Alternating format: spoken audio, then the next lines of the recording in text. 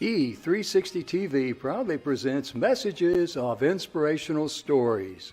Live streaming now to millions of devices, including Roku, Apple TV, Amazon Fire TV, Android TV, YouTube Live, Facebook Live, with your host, Donna Guimwa, producer and host, Jim Grant, producer and host, along with Michaela Vidal, administrator and host, and Gaia Guimwa Balconi Wada, editor-in-chief.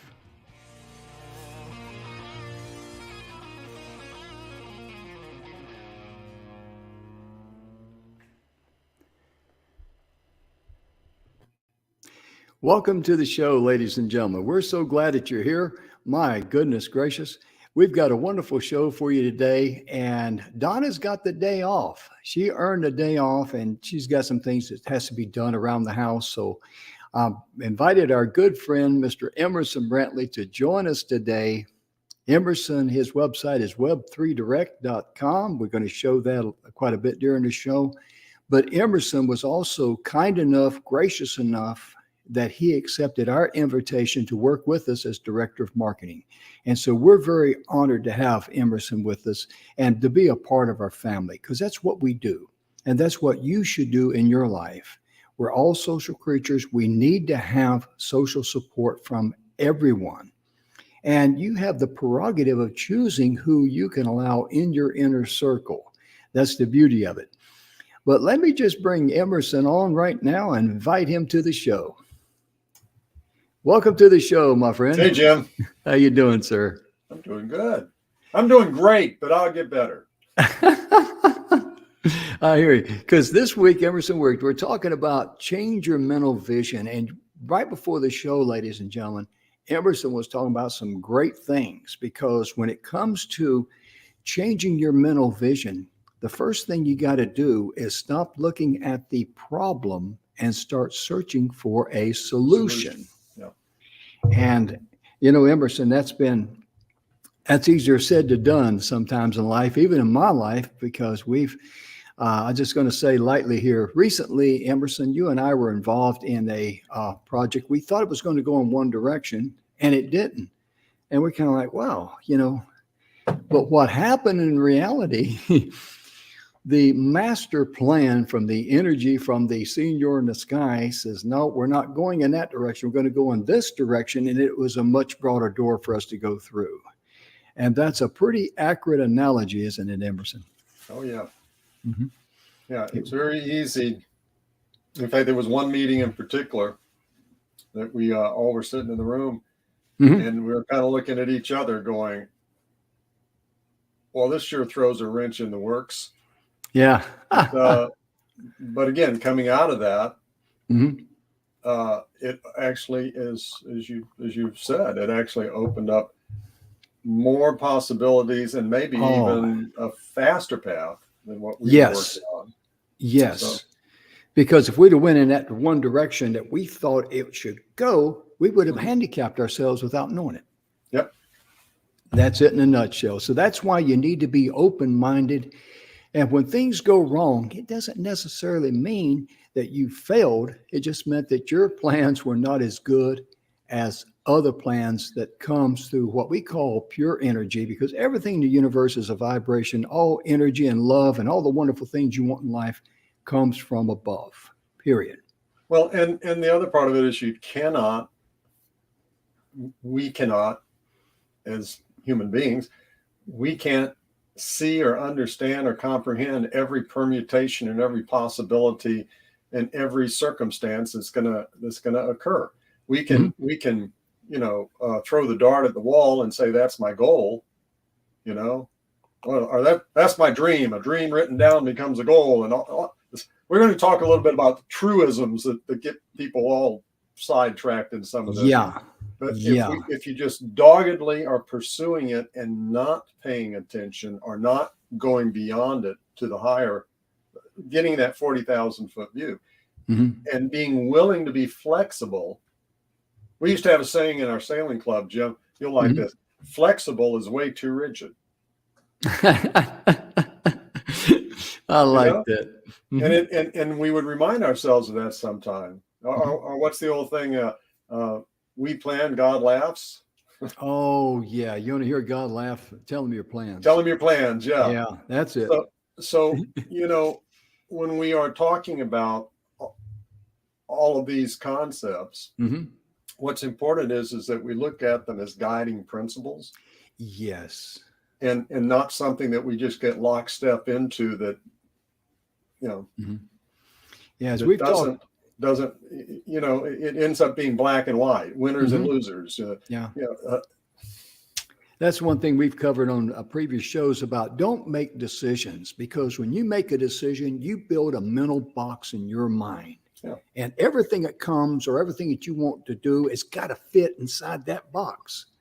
And if you're not flexible, and if you don't leave options, make options instead, if you don't use those options, guess what? You're going to be lost in the woods. You're going to end up frustrated, aggravated, and you're going to feel like you're a loser, and you are not a loser. You're just a person like me and Emerson and everybody else. You make mistakes, and also life says, hey, don't go through that door. Go over here. This is the path that I want to take you in if you'll just behave. And you have great stories that we can look to of people, in our past, that in the history. Yeah, one of the probably most common ones or relevant ones is the story of Edison and the light bulb. Oh yeah. When he was asked, about, he had 10,000 failures or some number like that. Yeah. And some reporter asked him, how did you mentally just keep going and working towards it? And he said, I just found 10,000 ways that didn't work. Well, that's a mental shift. It's a shift that says, okay, great. That way doesn't work. Let's try this way. Okay, great. Let's try this way. And a mental shift that's not defeat, but it's looking and seeing new possibilities and learning from the mistakes, which is that's another factor. We learn more from our stumbles than we do from our great successes. Oh yeah, that's so true. And the guy was interviewing Edison there. Edison said to him, he says, if I had not invented the incandescent light bulb, I would be in there right now working on it, trying to create it rather than sitting out here talking to you. And look, we would be doing this whole call by candlelight because didn't have electricity. Exactly. We wouldn't even be here if we didn't have electricity. That's amazing. Makes it hard to watch TV by candlelight when there's no electricity. Yeah, I tell you, even your cell phones won't work too well without that, because you got to connect into the network. But Don, whenever we talk about this, Don and I have talked about this quite a bit, is that you got to have the right attitude going in, and that right attitude is very, very critical. A lot of people say have a positive mental attitude. Okay, that's fine. But the right mental attitude, and I'm going to let Emerson talk a little bit more about this. I think the right mental attitude to say, I'm going to do the best job I can.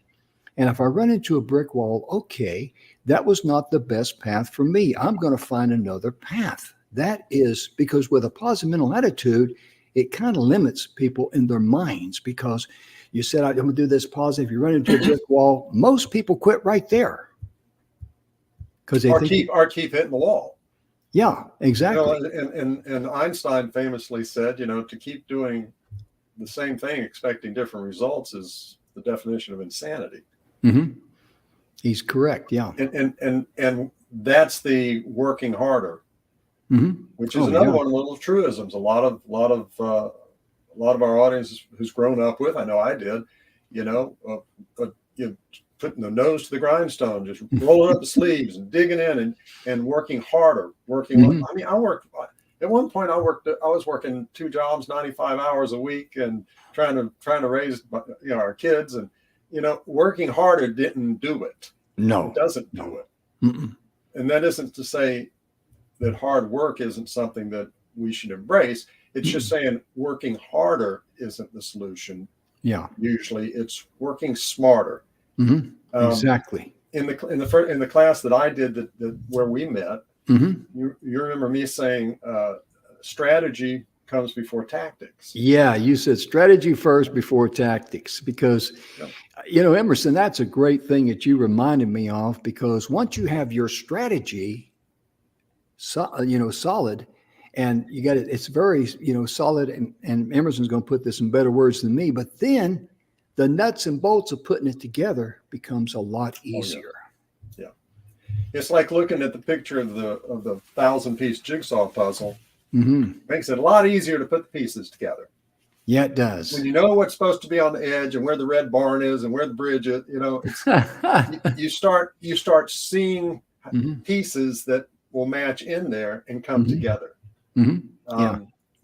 Without that 40,000-foot view, that strategic understanding of what it is that you're wanting to accomplish. Mm-hmm. We're talking. This is beyond goal setting and stuff here. Oh, yeah. We're kind of diving in with both feet, but getting a strategic understanding of what it is you're wanting to accomplish. Some people never find that in their life or in their business. I worked in the seminar business for a number of years, and as we were taking one of the companies public, we had a whole stream of,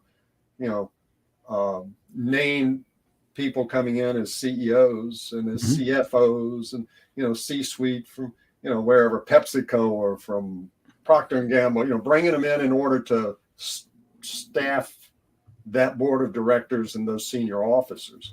Mm-hmm. And I've some of the most ridiculous things into that. Throw another 50,000 in Cleveland, put another 20,000 in radio in San Diego. It's no rhyme or reason to it because there was no strategic plan. And I hear it today when I'm working with clients. What's your strategy? Oh, we do Facebook. That's what our strategy is. Our strategy is email. It's not those are tactical things. Yeah. And when you get your strategic understanding clear, let's take it to a personal level, because everybody watching isn't an entrepreneur. Entrepreneurship is a great extension of what we're talking about today. So we'll swing back around to it, I think. But in personal life and experience, some people just keep going for relationship. There's no strategy. There's no, here's who I don't want. Here's who I do want. Here are the things that are important. And now the people start appearing in your life, and you see very quickly if that person is a person that you want to have in a closer type of relationship in your life. And in business, sadly, most businesses that I work with, and I've worked with everything from one-person shops, mom and pops, all the way up to Fortune 100 companies. Most don't ever step back and say, okay, what's our 40,000-foot view here? What is it? What's the bigger picture of what we're doing? Not our quarterly profits, not making payroll this month, not, it's what is it that we're trying to do? And now these other things start becoming very clear. And sadly, the bigger the company, often I see it more, because larger companies, you start having people that are siloed in their departments and in with their management team, their group, and there's this inner competition, and they don't want to talk to each other. And I can name some I've worked with, and some of the our viewers would recognize them immediately. Where I ran into this. Oh, we don't want sales to know what we're doing over here in marketing. No. Well, manufacturing. Hey, you get the beer. They'll figure out how to fulfill the orders. That stuff doesn't make any sense, and it creates an awful lot of turmoil and an awful lot of problems and confusion. Ends up not usually fulfilling a bigger goal. Yeah, exactly. Because anytime you got friction like that, that's all that negative energy that just spawns off on everything else. And it really does complicate the problem. It clouds the vision. And it also allows people to build up their own individual importance within their little, what do we don't call it, department or whatever. Their turf, their little turf. world, their little world. Yeah, their turf. Yeah, I had one campaign that was massively successful, Mm-hmm. and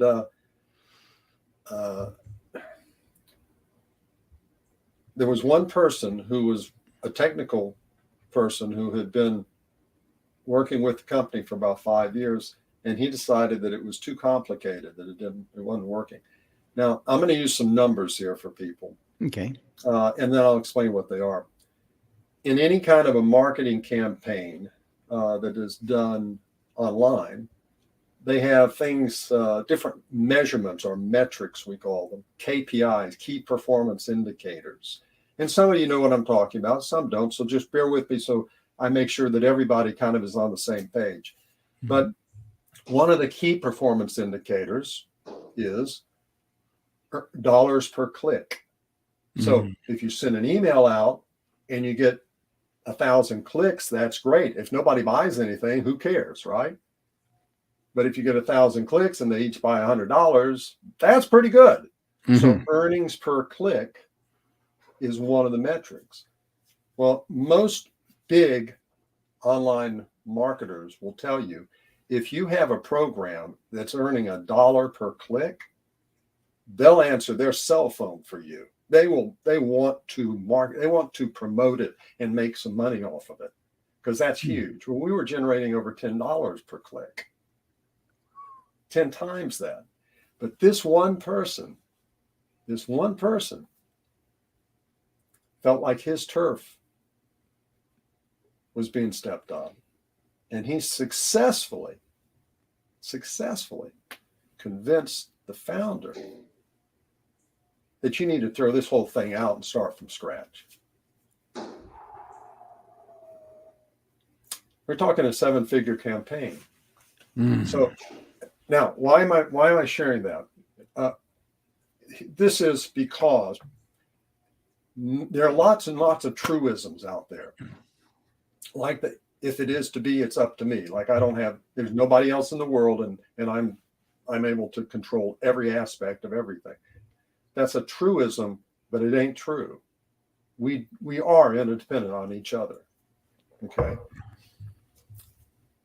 Another one, though, that is true, and it's one of the, to me at least, a fundamental universal truth, and that is that perception is reality. The way we perceive something, the way we interpret it in our own brain, models what we see as real. Doesn't matter if it is or isn't. Wow. It's something that we do. So we get a text and we think that text is insulting us. And now what we do is we fire off to 6 other people about how this person, shot off at us. And all of a sudden, we're creating something that doesn't exist. Mm-hmm. And we get a text the next day, said, "Did you get that joke? I couldn't believe the guy said that. And yet, here it is. What did you think about that?" And we realize, maybe we don't, that taking it personally or thinking it was an insult or whatever we thought in our brain had nothing to do with it. And I'll give you a simple example, Jim. Okay. I don't want to get too complex on it, but look, I want to ask everybody watching, have you ever told a joke to a group of friends and they didn't get it? Huh? Oh, yeah. And you're sitting there snorting your milk through your nose because it's so funny, and they're going, "Yes, you had to be there." Huh? Perception is reality. You perceive it as funny, and you're having a great time. They don't get it because their perception of it is different. Oh, yeah. In our own life, now I'm going to try to bring this home. In our own life, so often, the way that we see the world, the way that we perceive circumstances, determines the outcome or the results in our own life. And we are totally oblivious to it. But there are results in our life that are the results of decisions, that are results of the things we thought were true at the time. And each one of us can go back and think about individual ones. That's where what Hill and Clem Stone refer to as positive mental attitude. It's not just being a chirpy little Pollyanna, positive. Yeah. It's about developing an attitude that's looking for that light, looking for the looking for that edge, looking for that opportunity, that candle in that darkness it's closing in on us, but there's finding it and seeing it and then going for it and being willing to shift some dream or goal or what we thought by this time next year or whatever, shifting that and moving and adapting so that as opportunities come along, as changes come along, we're able to see them, perceive them, and move with it. Or like you say, Jim, how do you say it? Follow the energy. Yeah. Follow the energy, right? Yeah. I love that. Yeah. Well, that came from Bill Heinrich. He was the one that got me on that with the 7 levels of truth, Bill. And Bill is a good friend of ours. In fact, at Speaking Empires, where we all met originally. And the beauty of it is all of us are like-minded. And Bill talks a lot in this book about, love and fear are the only 2 major, feelings that we experience in life. And everything on planet Earth, you can head under fear because everything on planet Earth is physical. Our minds are physical. When we think about using our mind, the only thing our mind can bring up is the past, our memories. There's no crystal ball in between the ears. And Bill says, when you love yourself and you love others and your love for the cause that you exist, you got to have a love for your cause and you're looking to do good, the energy is going to carry you. And we've seen that. I personally experienced that time and time again. And I sincerely hope and pray, ladies and gentlemen, you folks out there in TV land, you have the opportunity of experiencing that too, especially young kids that with the International Youth Summit, we were on there and one of the young men says, I can't get ahead because I don't have any money.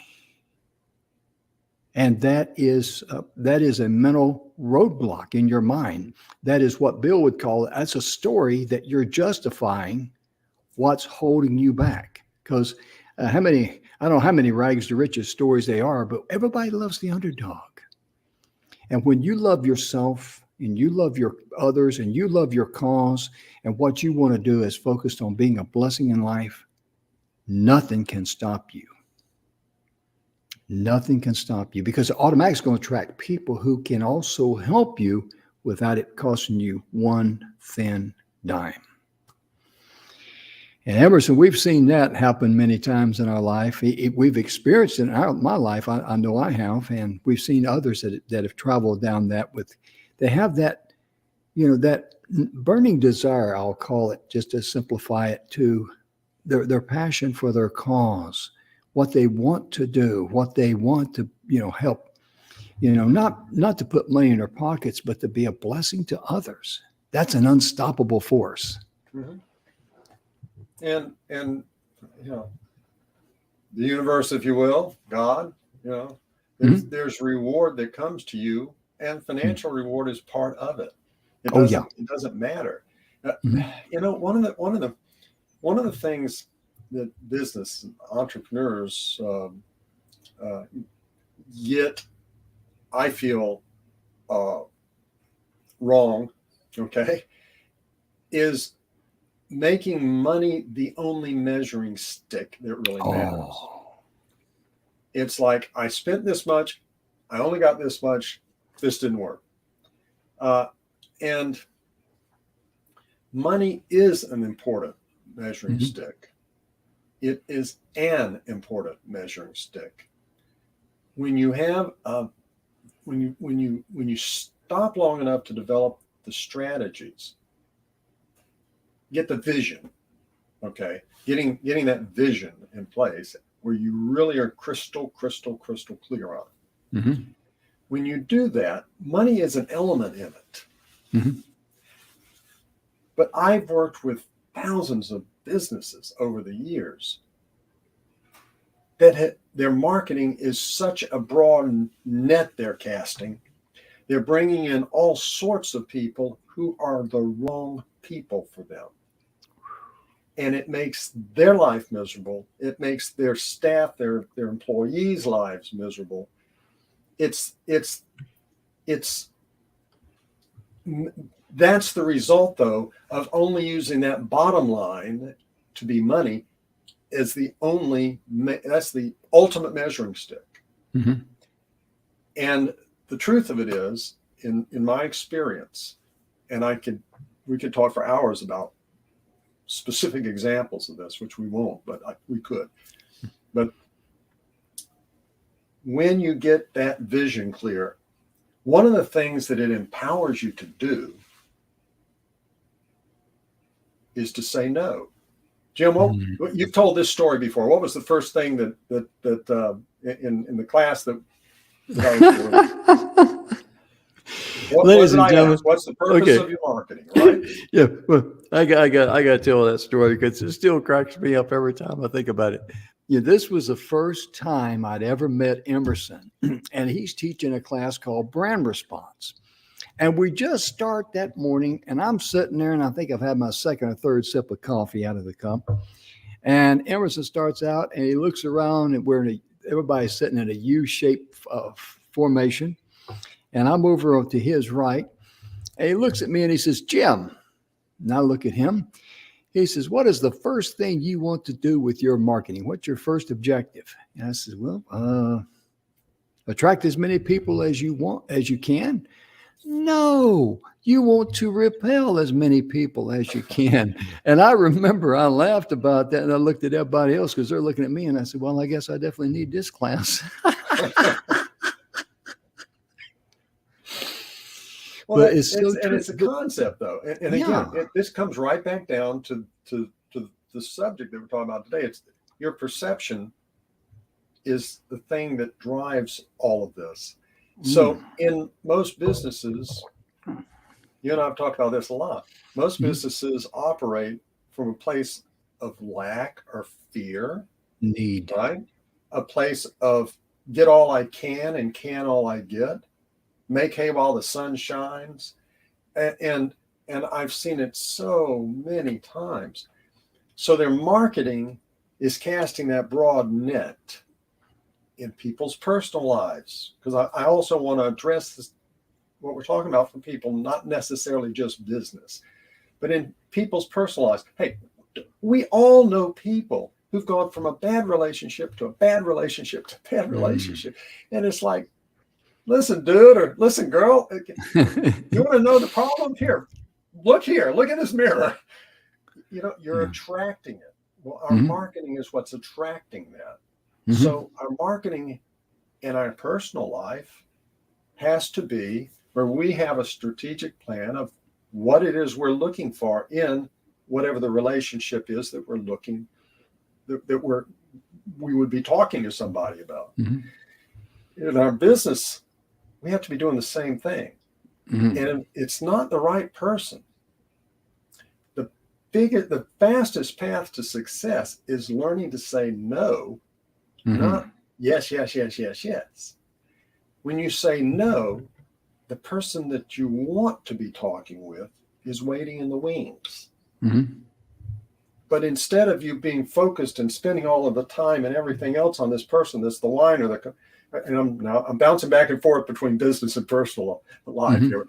In business, you got the whiner, the complainer, the tire kicker, the ones who nothing you ever do seems to work right, and they complain constantly, and they tell everybody about the mess up you did, and you bent over backwards. They got their money back. They did this. You gave them extra services and they said, well, you should have done it right the first time. It's never a thank you. That's the stuff that just drains, and it's not worth it. And while you're spending all of that time, we did a show on the 80-20 rule here a while back. Yeah. While you're spending all of that time feeding that, the person that's over here on the side that loves you, that listens to you, that does what you tell them to do, that cares about you, that refers people to you, that buys from you again and again and again, they're getting the leftovers. Mm-hmm. We have to flip that around. We have to do it in our personal life. We have to do it in our business life. And all of that comes back down to what we're talking about today, which is mental and where your head is at, perception, reality. Positive mental attitude can be misunderstood. Yes. It's not just about, feel good, being positive.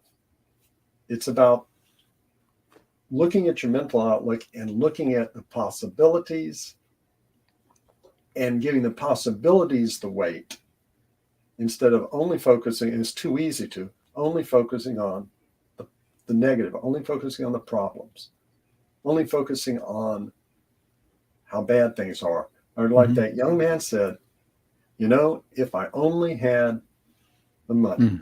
Right. Well, have you sat back, structured it out, written it out, have a plan, real clarity? If somebody came up to you with it and said, here's $100, tell me what you're going to do with it. You could tell them exactly step by step because you have that vision. Instead of waiting for somebody to come up with $100, they go, all right, I got $100. Now I can really do something. Yeah. Yeah, exactly. And it'll be gone. Oh yeah. Do I go buy a lottery ticket or what? Yeah. I mean, that's the, because I love that story you tell about the ladies that were able to receive $100 loan and what they did with it, as opposed to us guys, you give us $100 and that lack of, I got $100. Yeah, now what? And Emerson, I'd like for you to share that a little bit, if you would, sir. It's a concept that's revolutionized a lot of third world families and communities.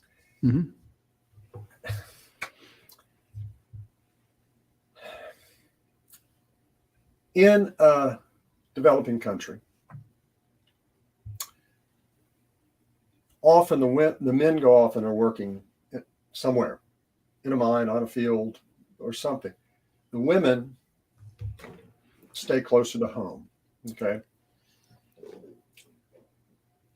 A Dr. Eunice in Pakistan is credited with this. In fact, he won the Nobel Prize for this concept. If you give a woman $50 or $100 in a developing country, she will go and buy buttons or thread or invest in a cell phone or do some things that then she can sell, she can make, or a service she can sell, or something that she can do that's industrious, that adds for her family. Men, and the results actually do bear this out, men, generally speaking, take that same amount of money. They take their paycheck when they're working in the mine or in the field or whatever it is they're doing. They'll take their paycheck and they'll go and spend it on liquor. They'll spend it on drugs. They'll spend it on, I hate to say it, prostitutes. Yeah. And they may be hours away from their home. So what gets back to their home ultimately is pennies on the dollar for their family. And it's sad. And we could talk a lot about different things that have created that kind of a culture. And it's, unfortunately, a lot of it goes back into the colonialism days. But the point of it is, Dr. Eunice said, if we give it to the women, they'll use it and they'll do something industrious that'll change their life, change their family's life, change their community's life. and ultimately change the world. Mm-hmm. Now, here's the key. It wasn't a grant. Mm-hmm. He didn't give it to them. They had to tell him what they wanted to do with it, and he loaned it to them. Very low interest, a real loan. And you say, wow, you're expecting the poorest people in the world. Well, you know what? What's the old thing, Jim? Give someone a fish. Yeah. Fish for a day, teach them Mm-hmm. to fish for a year. Here's the thing. When you give it to, when you just give it to them, there's no dignity in it. Right. There's no sense of ownership. Mm-hmm. It's a handout. But when you loan it to them, you're saying, I trust you. I Mm-hmm. trust you. I believe in you. Mm-hmm. And I'm going to invest in you. Because I know you've got it and you'll make good on it. And you know, the end result is, apart from the millions and millions of lives that it has changed, the end result of it is the repayment on these small micro loans is higher, much higher than the repayment percentage that banks get in the United States. The number of defaults is so low. There's not a bank in the United States that has as low a default rate as those programs have. Wow. Because you've taken somebody and you've given them dignity and you've given them a chance to do something. Yes. Think about what we're talking about here. All the different things we're talking about involve thinking about it differently.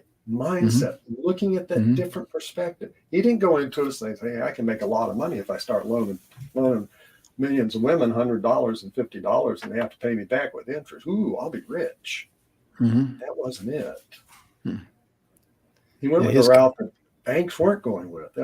This wasn't a great business, you know? But it became self-sustaining as a result. It's not just a charity. Yeah, it was a cause. It was a cause. Exactly. Yeah, it was a cause. It is a cause. Yeah.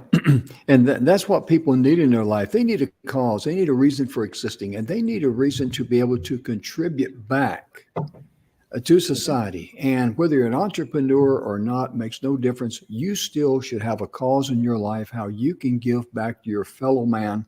I mean, you can help a neighbor when they're recovering from surgery, or if they're elderly or something like that. That's giving back. That's a cause.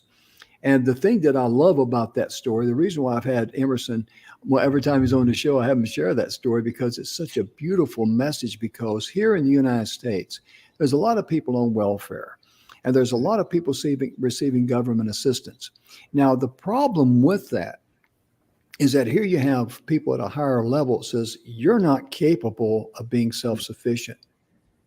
And by giving them handouts like that, month in, month out, year in, year out, decade in, decade out, as we got a proven track record, you've actually enslaved those people. You have robbed them of their dignity.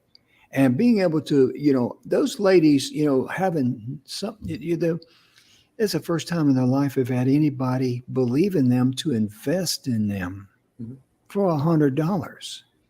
Think how that makes them feel when they've never had probably 2 nickels to rub together or 2 coins to rub together. And think about how that, I trust you enough that I'm going to invest in you. And you give them the pride and the dignity. When I say pride, I'm not talking about puffed up pride. I'm talking about the pride to believe in themselves. And that's what we all need to do, because that is what leads us down the pathway of success. And we're able to accomplish our cause in life. And most importantly, think about how you feel deep down inside. In fact, how would you feel if you were able to accomplish a great cause and contribute and be a blessing to others? How would that make you feel deep down inside? Because as Emerson knows as well as I do, money is the poorest motivator on planet Earth. A lot of people think that you got to be kidding me. No, I'm not kidding you. Money is the poorest motivator, because I believe, and Emerson, you probably can explain this much better than me, but I personally believe it's because deep down inside, subconsciously, we know we're wired differently. We shouldn't just be going after, things to, buy new cars with and all that. We're social creatures, and we need to be able to contribute to society.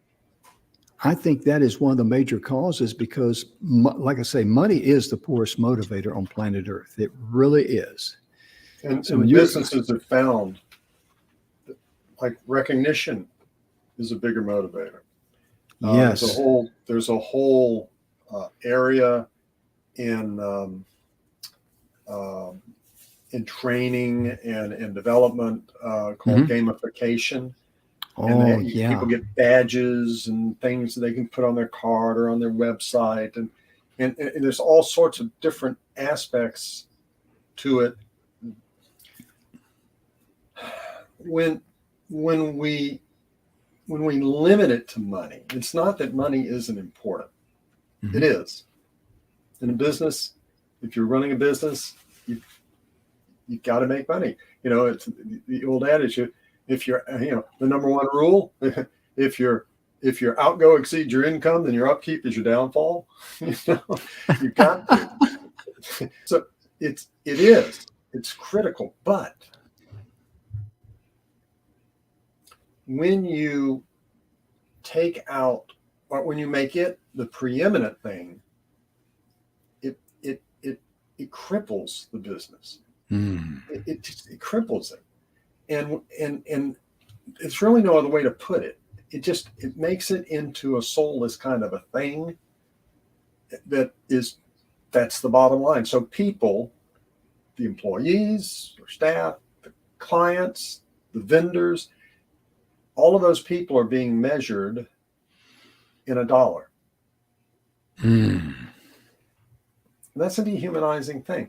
It doesn't just it dehumanizes us when we are doing that. And it changes it. The dynamics of it change. The caring and the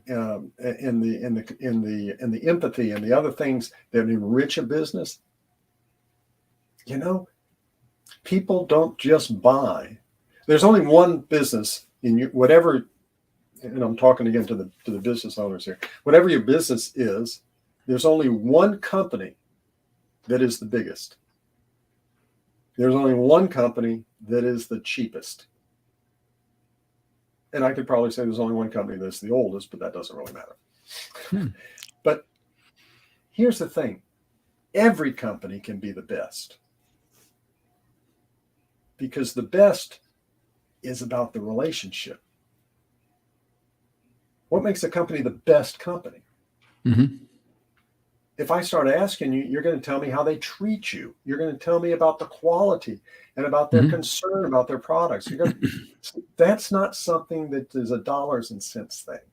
Every company can be the best because perception is reality. Now let's flip it around. Your perception frames your world. Your perception is your reality. Your perception, the way that you interpret the world when we take it in, the way that we think about it when we take it in, we can make light of it and say, every cloud has a silver lining, la, la, la. So many truisms, that are out there. And they get it all tangled and confused up because they're quick on the tongue and they're easy to think about and say. And it's not about being a Pollyanna or having rose-colored glasses. It's about being willing to step, we talked about this, Jim, on another show, outside the box. We all operate within a fixed set of understanding. We talk about thinking outside the box, moving beyond that. That's into the realm of possibility. And here's the key. It doesn't matter how far outside your box you let yourself begin to not think. at all. You're just in a bigger box. Well, there's only one being out there that's outside of all the boxes. That job's taken. You don't need to worry about getting that far out. Yeah. I tell you, it's amazing. When you were talking about some of the things there, one of the things that I don't do on Facebook or social media. A lot of people every day, they got to pop in, a positive message, positive sayings. And I just never have thought about that because, and I don't do it, and mainly because, to me, it's, I don't know how I could say this, how I feel, because I just know it adds no value to me, or I don't feel like it adds any value out there to someone else, because it's just kind of like, have a nice day. Okay. Well, how many have a nice days have you heard, and something happened in your life was not a nice day? I mean, it means well to have a nice day. It's a nice thing to say. I'm not saying that. It's a very nice thing to say. It's a good mental habit to build. But if I tell you have a nice day, that doesn't guarantee you're going to have a nice day. And that's why, your attitude in life, it should become your lifestyle, just like the cause, the reason you exist. The love you have for yourself, the love you have for your family, the love you have for friends and strangers as well, that becomes a total lifestyle. So when the winds of adversity blow, you still on course. You may have to slow down more than you normally would when you hit that sharp curve that just popped up in front of you, but you're still on course because you have a strong anchor in your morals, your values, your beliefs, and your ethics. That's critical. I don't know how many of our viewers remember the old show Hee Haw. But there was a skit that they did often, and I think Archie Campbell, who's the comedian and a singer, I think he would be at the barbershop, and I think it was Roy Clark, was it? Oh, was the barber, and he'd say, "Well, how are things going?" And he'd say, "Well, that big storm we had the other day blew my fence down." And Roy'd go, "Oh, that's terrible." "No, that's good. I need a new fence because I plumb run out of firewood, and I got all the firewood I needed. Didn't even have to chop it up." "Oh, that's good." "No, that's bad." And you go, "Why is that?" He goes, "Well, I went to sleep in front of the fire, and I had so much wood there, caught the whole fire, caught the fire, and the whole house burned down." "Oh, that's terrible." "No, that's good." And why is that good? Well, it turns out I had an insurance settlement, and the insurance decided that to settle based on the value of the whole house and farm and all. "Oh, that's great." "No, that's bad." And so everything, whatever it was he'd say, it was the opposite, Oh, And I just thought of that as we were talking about this, but it's a humorous way of looking at perception as reality, It really is, and that just I'm glad you brought that up. I'd forgotten about that, but that is hilarious on Hee Haw. And Emerson, I tell you, it just cracks me up how we can, we look at things and we think it's gospel, but all it is a story in our minds. And Hee Haw brings that out very well about, well, that's good. No, that's bad. That's good. That's bad. No, that was good. Because everything. One thing I want to add is that one of the things that W. Clement Stone and Napoleon Hill emphasized, and this is a principle, this is true, and that every seed of adversity brings with it a seed of a greater benefit. Or equal benefit. Yep. Yeah, depending on your vision, your outlook. That's important. Exactly. And when we are looking for that benefit, you'd be amazed how many times that benefit appears. Oh yeah. Just as a sidebar, perception and reality. We're seeing these. Everybody's seeing us here on your screen, in color, and everything that you're seeing is an illusion. These are pixels. Oh yeah. And they've been converted from electrical currents, and electrical currents were sent as waves, Mm-hmm. or sent down wires or cable, and a program reconstituted them so that you're seeing what appears to be us speaking and talking, moving right here in front of you. The sound is coming through in the same way. So everything that we're looking at on our screens is an illusion. It's an image. I'm going to take it a step further. Planet Earth's an amazing planet. Some of your viewers may know I'm on the board of directors of the United States Green Chamber of Commerce. So we have, there's an awful lot of things in Earth and Earth science and things like that are also part of my life and my work. But the planet Earth, let's talk about color, okay? Okay. Color and the light spectrum and all the things that we consider absolute. There's a tiny little bit of the electromagnetic spectrum that we're talking about. And the electromagnetic spectrum is all electricity, radio, ultraviolet, everything. And if you stretched it from California to New York City, about the last few inches would be what we have as the visible spectrum. Wow. Now, here's another factoid. The only reason we see anything like this is because we have moisture in the air, water, H2O. It allows our eyes to take that part of that spectrum and see it. And then our brain interprets that impression on our retina. That's and right. Inside our brain, we say, oh, that's a blue sky behind Jim. Oh, that looks like, I think that's a mountain behind Jim. Oh, and we do all that in our brain. So perception really is our reality. The world for us is what we see, what we hear, what we feel.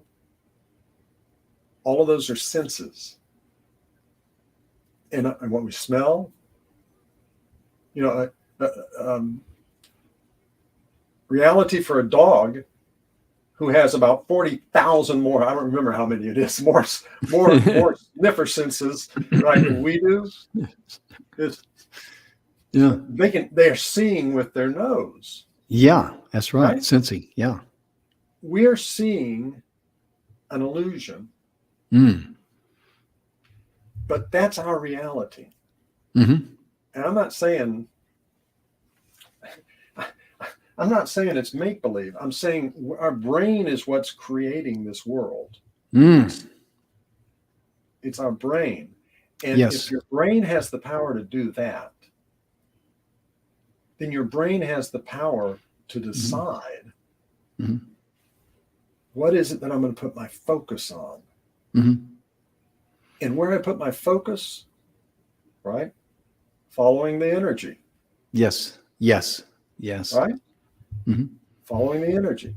So as you're going about your life after watching this and spending this time with us, I encourage you, challenge yourself to try to look at things differently, especially if it's something that feels very personal and or threatening or emotional to you.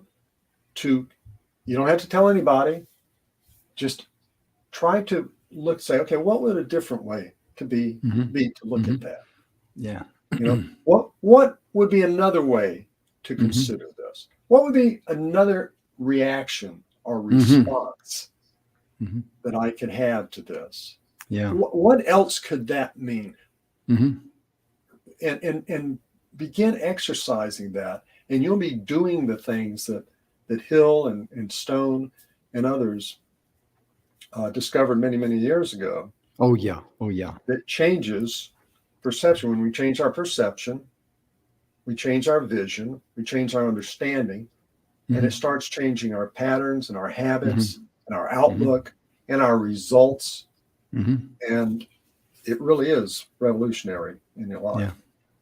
Yeah. Thank you, Emerson. And we really enjoyed having you on today, because I always enjoy being with Emerson. We've been friends for many years, and goodness gracious to have him with all his credentials and knowledge to be associated with us here at the TV show, to be director of marketing and help us in that area.